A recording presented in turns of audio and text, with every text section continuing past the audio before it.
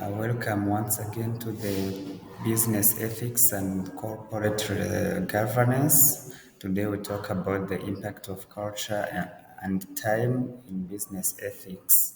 So most of the businesses they struggle mixing or combining culture and business operation because we find that we may employ people from different cultures and different diverse environment. So we will today discuss on the case study we have, where the case study talk about the impact of clothing choices on workplace relationship, perception, and business ethics.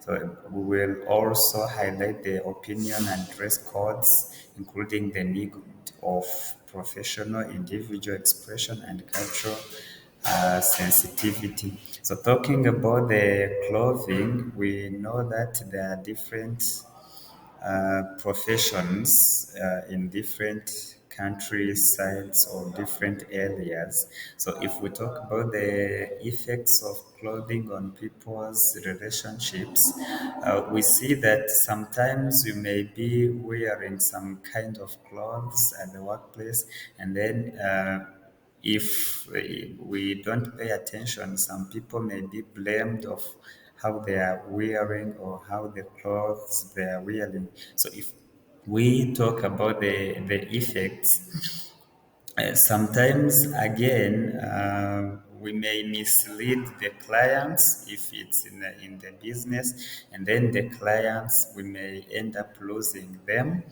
And again, we may find ourselves, if it's a business, going into deep loss because of the wearing codes. And again, we may also end up losing the employees because we are expecting them to have dress code, yet they don't like this dress code, but they are willing to perform better at the workplace.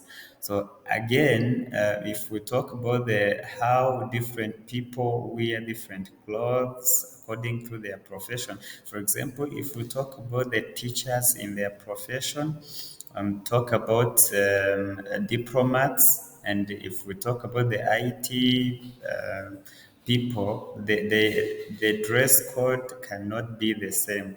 But it's for us to be able to balance how we can balance the and live in diversity as we can say. So it's not for us to blame people for the clothes they are wearing or for how they are wearing. We have to consider their occupation and, of course, their professions, because my profession, how I wear, is totally different from how other people from the other professions wear their clothes. So for me, the opinions on the workplace dress codes may say that there should be flexibility in the workplace, because if we see that someone is wearing some kinds of clothes, yet it's not against the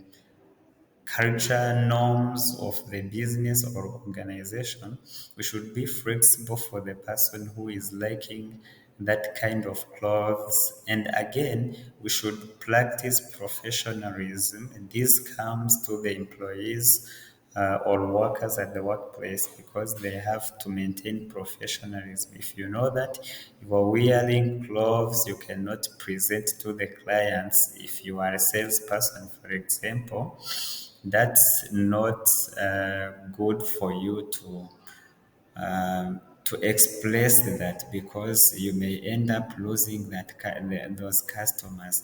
And again, if we see that, for example, the rappers or the musicians, if they have their dress codes different from the sales people or the company people or the business people, it's not for us to blame them. That's where we should have a flexibility. So it's for them. If they wear the same clothes, that's how their profession intended them to do. And again, international companies again, if coming to clothing and business ethics, sometimes they tend to balance, because if you know you are international company, you have to value differences in the different perspectives of the people, and then you have to use the approach which respect the different culture of those people for you to succeed in your company.